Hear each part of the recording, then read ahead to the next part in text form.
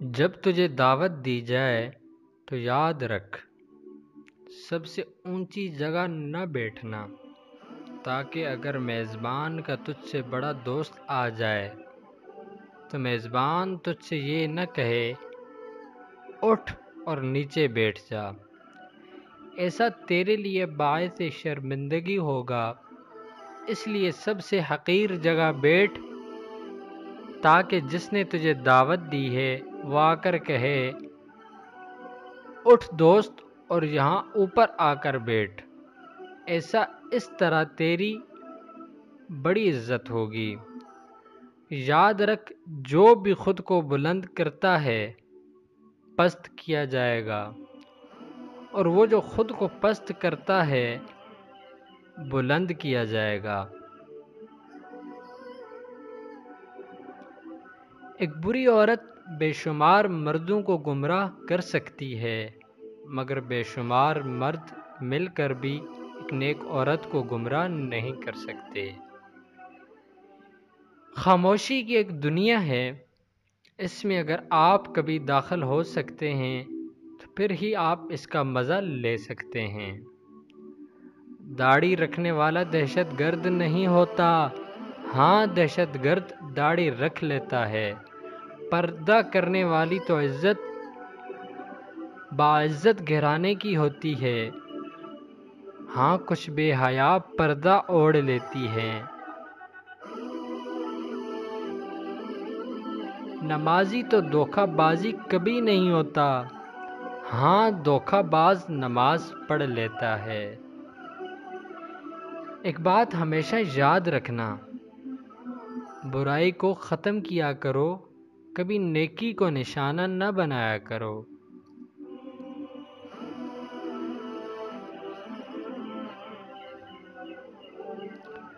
جب بارش ہوتی ہے تو خالی گھڑے باران رحمت سے خود بخود بھر جاتے ہیں، اور موٹے موٹے اور اونچے ٹیلے ویسے کے ویسے سوکھے ہی رہ جاتے ہیں۔ اپنے آپ کو خالی رکھو، کیونکہ خالی جھولی ہی بھری جاتی ہے۔ ہمیشہ چار دیواری میں رہنے والی لڑکیوں کے عشق سے ڈرو، انہوں نے دنیا نہیں دیکھی ہوتی، وہ جیسے چاہتی ہیں اسے بے انتہا چاہتی ہیں، کیونکہ وہی ان کی دنیا ہوتی ہے۔ کہتے ہیں کہ باپ ہمیشہ بیمار رہتا اور آخر کا وہ مر گیا۔ 3 دن تک پڑوسیوں نے کھانا بھیجا، ماں نے کچھ دن اسی پر گزارا کیا، بچوں کو کھلایا، پھر فاقے پڑنے لگے، جس کی وجہ سے بڑا بیٹا بیمار پڑ گیا اور بستر پکڑ لیا۔ 5 سال کی بیٹی نے ماں سے پوچھا کہ ماں بھائی کب مرے گا؟ ماں تڑپ گئی اور کہا کہ یہ کیا کہہ رہی ہو؟ بچی نے معصومیت سے جواب دیا اماں بھائی مرے گا تو پھر گھر میں کھانا آئے گا نا۔ دنیا کی سب سے بھاری چیز آدمی کی خالی جیب ہوتی ہے، اور خالی جیب کے ساتھ چلنا نہایت ہی مشکل ہے۔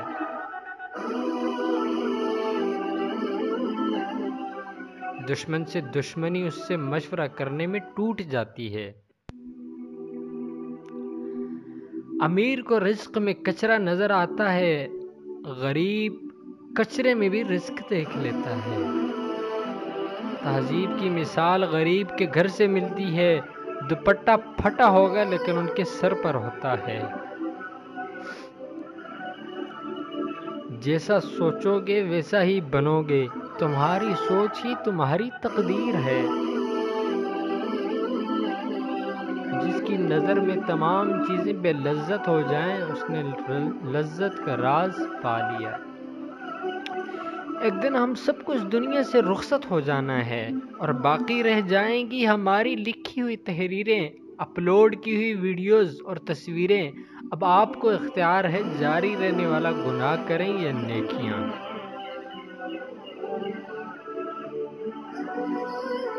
ایک پرانے اور بوسیدہ مکان میں غریب مزدور رہتا تھا۔ مکان کیا تھا، بس آثار قدیمہ کے کھنڈر ہی تھا۔ غریب مزدور جب سر شام گھر لوٹتا، اس کی بیوی معصومیت سے کہتی اب تو گھر کا دروازہ لگوا دیں، کب تک اس لٹکے پردے کے پیچھے رہنا پڑے گا؟ اور ہاں، اب تو پردہ بھی پرانا ہو کر پھٹ گیا ہے، مجھے خوف ہے کہیں چوری ہی گھر میں نہ ہو جائے۔ شوہر مسکراتے ہوئے جواب دیتا ہے، میرے ہوتے ہوئے بھلا تمہیں کیا خوف ہے؟ فکر نہ کرو، میں ہوں نا تمہاری چوکھٹ۔ غرض کئی سال اس طرح کی بحث مباحثے میں گزر گئے۔ ایک دن بیوی نے انتہائی اصرار کیا کہ گھر کا دروازہ لگوا دو۔ بالآخر شوہر کو ہار ماننا پڑی اور اس نے ایک اچھا سا دروازہ لگا دیا۔ اب بیوی کا خوف کم ہوا اور شوہر کی مزدوری پر جانے کے بعد گھر میں خود کو محفوظ تصور کرنے لگی۔ ابھی کچھ سال گزرے تھے کہ اچانک شوہر کا انتقال ہو گیا اور گھر کا چراغ بجھ گیا۔ عورت گھر کا دروازہ بند کیے پورا دن کمرے میں بیٹھی رہتی۔ ایک رات اچانک چور دیوار پھلانگ کر گھر میں داخل ہو گیا۔ اس کے کودنے کی آواز پر عورت کی آنکھ کھل گئی۔ اس نے شور مچایا، محلے کے لوگ آ گئے اور چور کو پکڑ لیا۔ جب دیکھا تو معلوم ہوا کہ وہ چور پڑوسی ہے۔ اس وقت عورت کو احساس ہوا کہ چور کے آنے میں اصل رکاوٹ دروازہ نہیں، میرا شوہر تھا۔ اس چوکھٹ سے زیادہ مضبوط چوکھٹ تھی۔ شوہر میں لاکھ عیب ہوں لیکن حقیقت یہی ہے کہ مضبوط چوکھٹ یہی شوہر ہیں۔ تم کسی کو چاہو اور وہ تمہیں ٹھکرا دے تو یہ اس کی بدنصیبی، اور اس کے بعد تم اس کو زبردستی اپنانا چاہو تو یہ تمہارے نفس کی ذلت ہے۔ بچے کو غصے میں ہلکا سا تھپڑ لگا دیں تو وہ رو پڑے گا، مگر مذاق میں مارے ہوئے زور کے تھپڑ سے بھی ہنستا رہے گا۔ نفسیاتی درد جسمانی درد سے زیادہ شدید ہوتا ہے اور زبان کا لگا ہوا زخم کلہاڑی کے زخم سے زیادہ دردناک ہوتا ہے۔ ہر وقت طنزیہ لہجے رکھنے والا اپنا وقار کھو بیٹھتا ہے۔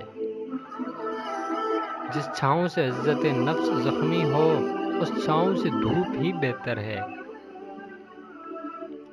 یہ ہماری آنکھیں نہیں بلکہ دوسروں کی آنکھیں ہیں جو ہمیں برباد کرتی ہیں۔ اگر سوائے میرے دنیا کے تمام لوگ اندھے ہوں تو میں کبھی عمدہ لباس اور خوشنما سامان کی پرواہ نہ کرتا۔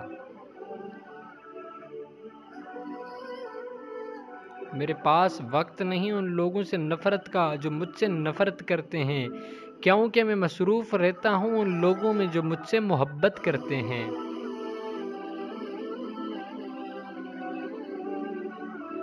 زندگی بدلنے کے لیے لڑنا پڑتا ہے اور آسان کرنے کے لیے سمجھنا پڑتا ہے۔ وقت آپ کا ہے، چاہو تو سونا بنا لو اور چاہو تو سونے میں گزار دو۔ کچھ الگ کرنا ہے تو بھیڑ سے ہٹ کر چلو۔ بھیڑ ہمت تو دیتی ہے پر شناخت چھین لیتی ہے۔ منزل نہ ملے تب تک ہمت نہ ہارو اور نہ ہی ٹھہرو، کیونکہ پہاڑ سے نکلنے والی نہروں نے آج تک رستے میں کسی سے نہیں پوچھا سمندر کتنی دور ہے۔ کلاس میں جب اگلے بچے کو مار پڑتی تھی تو ہم سوچتے تھے اب ہماری باری ہے، جناح دیکھ کر ہمیں کیوں نہیں سوچتے؟ جب بچے کو مارتا دیکھ کر ہم یہ سوچ سکتے ہیں کہ اب اس کے بعد ہماری باری ہے، تو ہم جنازے کو دیکھ کر ہم یہ کیوں نہیں سوچتے کہ ہمیں بھی اس دنیا سے جانا ہے، اس کے بعد ہماری باری ہے۔ رات کی خاموشی بتاتی ہے کہ تاروں کی حقیقت اندھیرے اور تنہائی سے واضح ہوتی ہے، اور یہی معاملہ انسان کا بھی ہے۔ یوسف علیہ السلام جانتے تھے کہ سارے دروازے بند ہیں، پھر بھی بند دروازے کی طرف دوڑ پڑتے تھے، اور خدا نے ایک ایک کر کے سارے دروازے کھول دیے۔ کبھی اگر لگے کہ تمہارے لیے بھی دروازے بند ہیں تو جان لو کہ تمہارا اور یوسف کا خدا ایک ہی ہے۔ آج کے دور میں لوگ اپناتے ایک تہذیب کو ہیں لیکن مزہ دوسری تہذیب کا لینا چاہتے ہیں۔ ماڈرن عورت پردہ نہیں کرتی اور چاہتی یہ ہے کوئی اس کی طرف بری نظر سے نہ دیکھے۔ لوگ اپنی بیٹی کا رشتہ اسے دیتے ہیں جو محض امیر کبیر ہو۔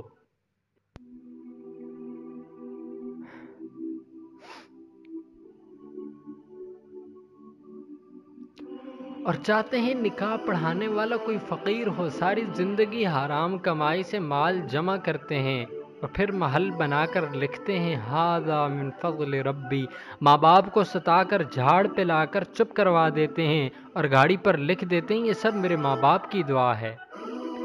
تعلیم انگریزی حاصل کرنا چاہتے ہیں، نوکری یورپ کی کرنا چاہتے ہیں، سیر پیرس کی کرنا چاہتے ہیں اور دیکھنا برج خلیفہ چاہتے ہیں، لیکن مرنا گنبد خضرا میں اور دفن ہونا جنت البقیع میں نہیں چاہتے۔